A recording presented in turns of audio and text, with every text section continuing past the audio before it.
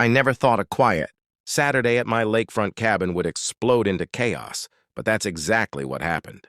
When Karen from the HOA stormed across my yard screaming about my daughter parking her car too close to the community dock now, mind you, my daughter had just come home from college, visiting for the first time in months, and was sitting on the porch with an iced tea when Karen barged in like she owned the whole neighborhood, waving her HOA clipboard and yelling about fines and violations. But this time, she didn't just stop at threats. Oh, no, she reached into her oversized purse, and to everyone's shock, she pulled out a handgun pointing it straight at my daughter. Like this was some kind of wild West showdown, and my blood froze. I yelled at her to put it away, but Karen just shrieked that she was going to teach my daughter a lesson for not respecting her rules.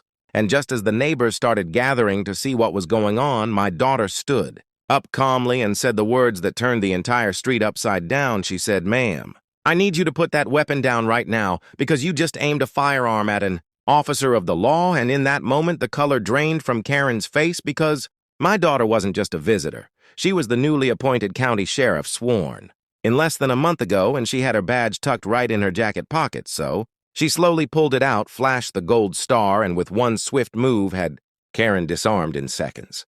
Karen tried to bluster about HOA rights and private property, but by then the police were already on their way, called by stunned neighbors who had recorded the whole showdown on their phones. And when the squad cars rolled up, it wasn't my daughter being questioned, it was Karen being shoved into the back seat in handcuffs, screaming about conspiracies, while the whole community finally cheered because the nightmare HOA tyrant who thought she could rule with threats and intimidation was finally getting hauled off to face real charges. And let me tell you, nothing felt more satisfying than watching that power-drunk bully ride away red-faced while the sheriff she tried to scare stood tall on her own porch, smiling calm as ever. So next time you think Karen has all the power, remember this: sometimes the person she's messing with is the law itself, and justice has a funny way of showing up right when it's needed. And if you loved seeing this Karen downfall, make sure you smash that subscribe button because, trust me, there are plenty more unbelievable HOA revenge stories coming your way.